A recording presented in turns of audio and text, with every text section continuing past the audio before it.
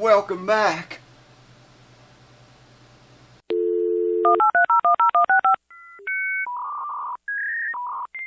Welcome back again, my fine feathered YouTube chiclet family. We got the old Les Paul back out here on the chopping block today. You remember the last video in this thing, we just kind of basically got it into the ballpark more or less. Didn't really do anything to it except, you know, get it where it's at least playable now. But if you remember the problem with this fourth saddle on the fourth string, that saddle was higher than all the rest of them. Now each one, granted, from the first saddle, second, third, fourth, as you come up, each one is a little bit higher. And then when it gets to the fourth, it's super high, and then the fifth and sixth is super low compared to the others. I'm thinking someone had that thing taken all apart and put it back together. These saddles should match the radius of the neck, and I need to check that. It should be a 12, but I'll get a thing and check it anyway. But anyways, the radius back here at the saddle should match the radius of the fretboard exactly.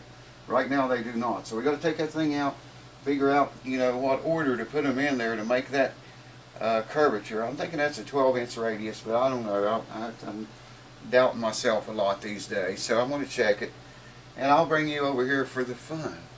So come on over closer and let's like get into this thing. Hold on.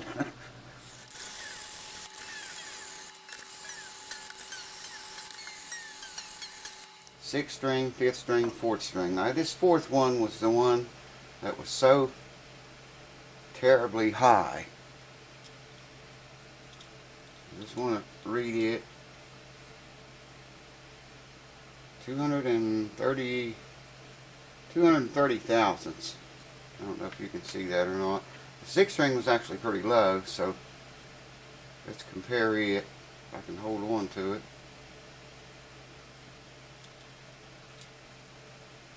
It's 234. Well, it's actually 234. I really expected that to be different. Check the middle one.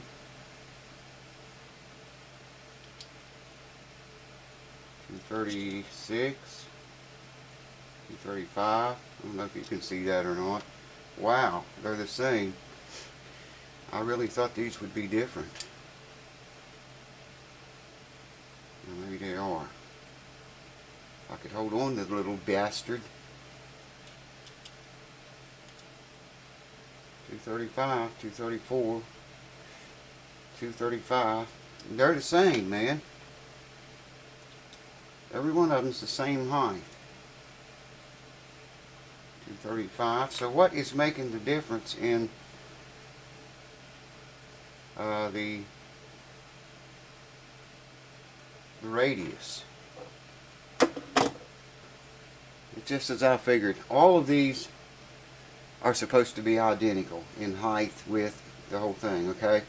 Here's where they get their radius. If you can see these holes, that's just the other end of where the screws go in here to stabilize the screws. If you look at those, they are, I think you can see that, there's a 12-inch radius in those holes. They circle, they're in like a moon-like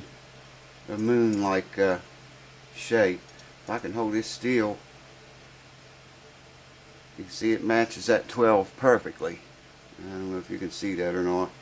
This is a 12-inch radius tool. So the radius is made down at the saddle by this piece, not the saddles themselves. It's from the bridge. So that's why all these measured the same. And this one right here I'm holding in my hand, I doubt if you'll ever be able to see that. Someone has ground this shit out of the very top of it there, right where the string lays. See how flat that is? So it's going to be a little bit smaller than the rest of them are. See, it reads, it measures 225 thousandths, okay? Well, this one will be more than that. What did I say? 240, 230, 233. And the rest of them are about that, 233. If I measure right in the, there's 232. I measure right in the string groove where the string rest. 233. It jumped to 234, but it's close enough to see 235. So that sixth one is not the right one. The fourth one was the one sticking up. So I'm betting, I think 1, 2, 3, and 4 was right, because if you look at that other video, you can actually see the arch up until the fourth string, and then it drops completely off to almost nothing. So all I can do there is put it back together the way it is. You can't change that. You know what I mean? So I'm going to turn it around like this. That's the second, third, fourth, fifth, and sixth. I'll just start up at this end, I guess. Gotta get them all snapped back down in there again. I don't know if you can see this, but if you can see the string grooves, where the strings lay in the grooves, these are much smaller here. And the groove gets very large on this side. You can tell the saddles are in the right place just by that. See what I'm talking about? That's, like I say, someone filed the top of that one flat, but what you gonna do? Who you gonna call? Okay, so I got the thing up to pitch again. I wanted to show you this. This is a 12, as I said. I was pretty sure that's what it was. You probably can't see it too good. See it better where there's no inlay. 12-inch radius, okay? So if we go back here to this troublemaker part, right there, and you get underneath the strings here,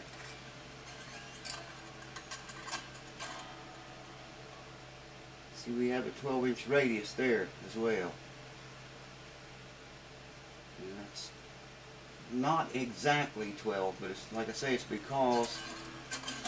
because of the sixth string not being the original saddle. Wow, something just popped.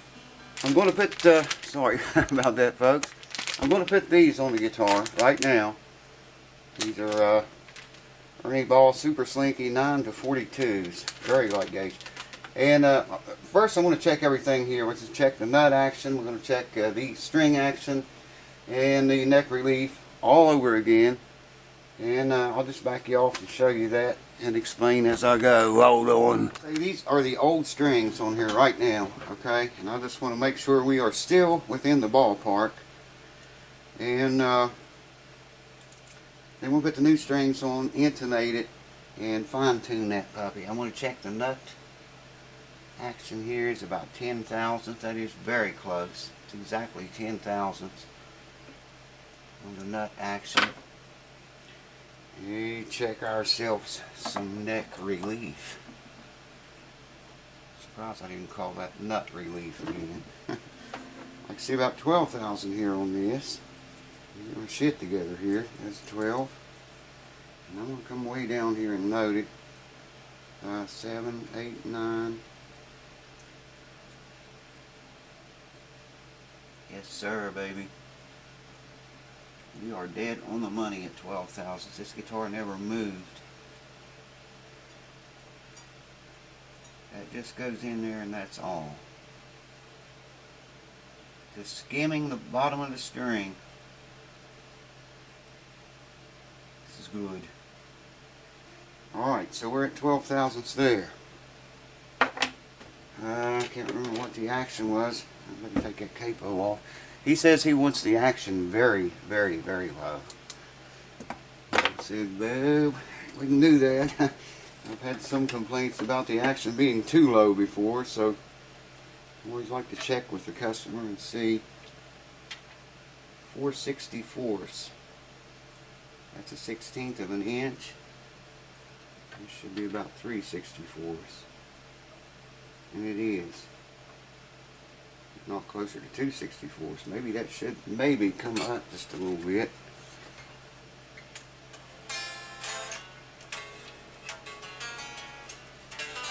It's going to rattle because I'm hitting it hard.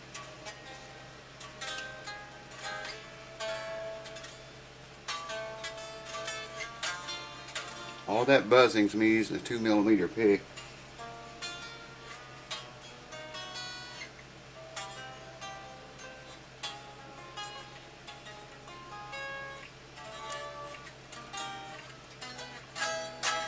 Okay. I'm going to raise that up just a little bit. It looks like it's more closer to 2/64 than it is 3/64. I like to see 3/64 on the high E and 4/64 up here. Check the 17th fret.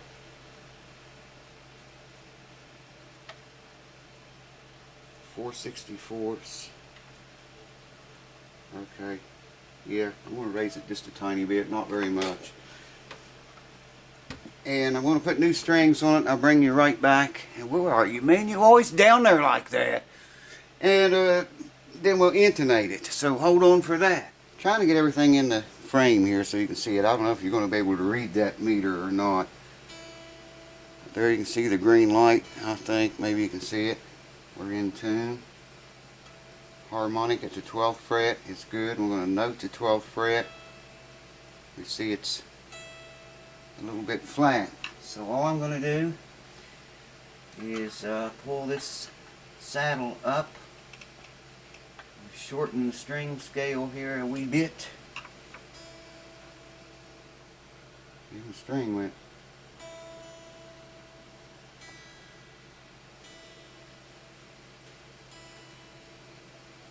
Still a little bit flat, I think. That's it. Okay, harmonic. It's favoring flat a little bit. And noted. Need to move the saddle forward a wee bit more. Okay, let's try that. That's a harmonic. Here's noted. Still a little bit flat. You don't have a whole lot of room left to pull it forward, honestly. Okay, that looks good. Here's the harmonic. And noted. There we go. Harmonic and noted. Okay, second string. Tuned a little bit sharp. I stretched it out just now. Second string harmonic. Okay, and second string noted. It's flat. Means we got to shorten the distance from the saddle back here to the 12th fret. And how do we do that? Well, we pull that saddle forward, baby. How else would you do it unless you have some miraculous powers that no one else has? I got to do everything manually. I don't have powers like that. All right. Harmonic and noted.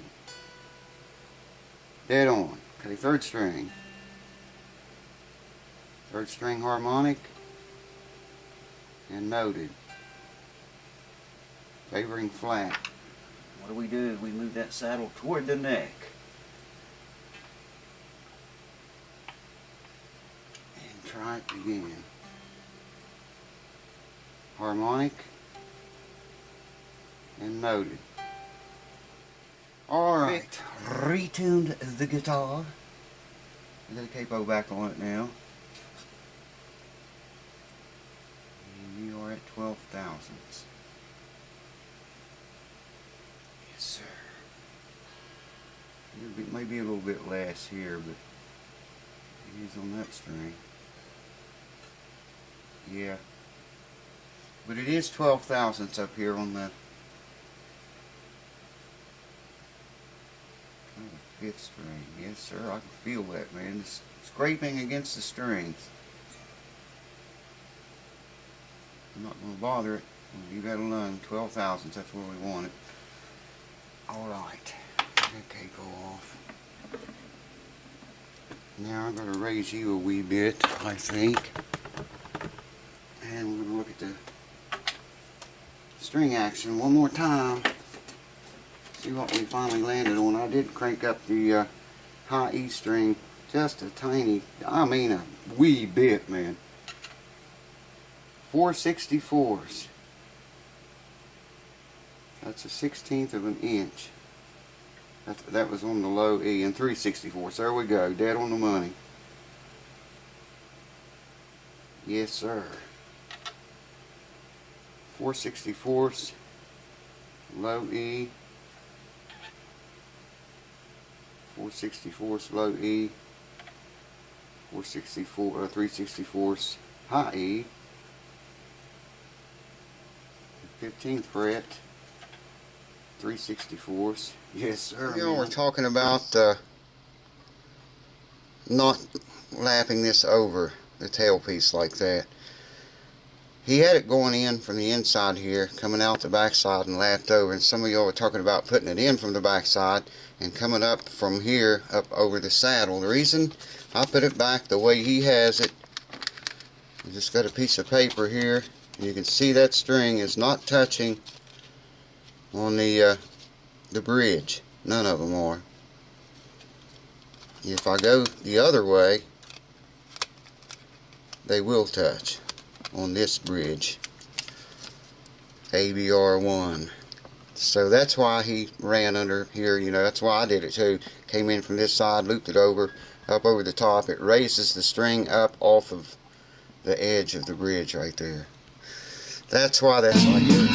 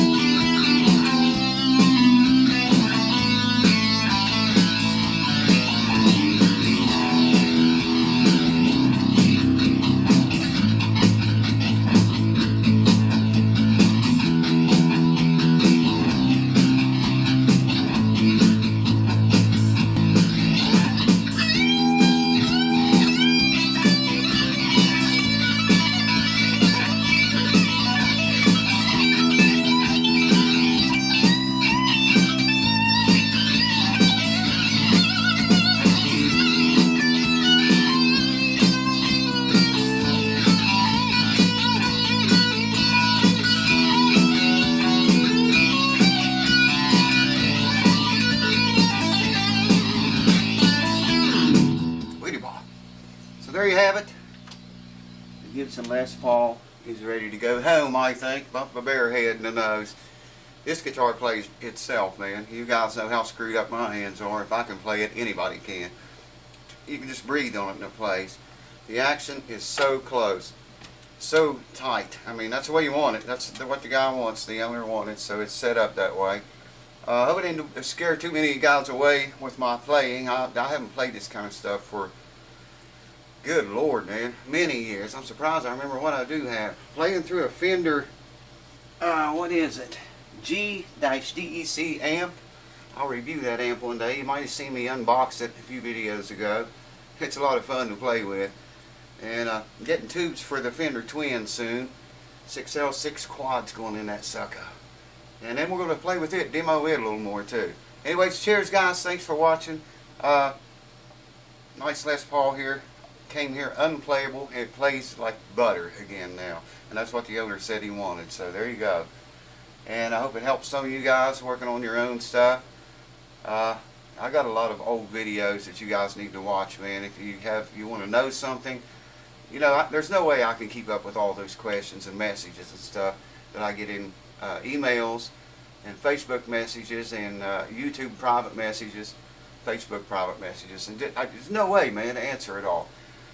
But if you'll search my channel for whatever your problems are, you'll probably find a video of that very thing. If not, you know, try to get a hold of me, let me know, and I'll try to make a video of that or explain something that maybe I haven't covered so far.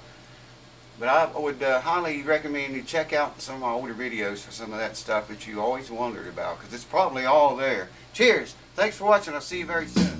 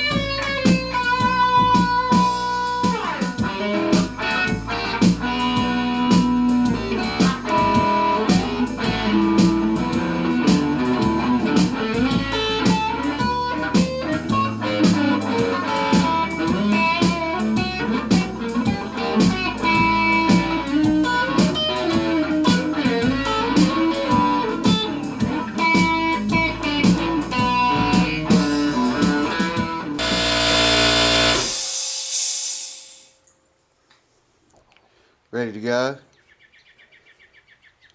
Hear them? Let's go get some birdies.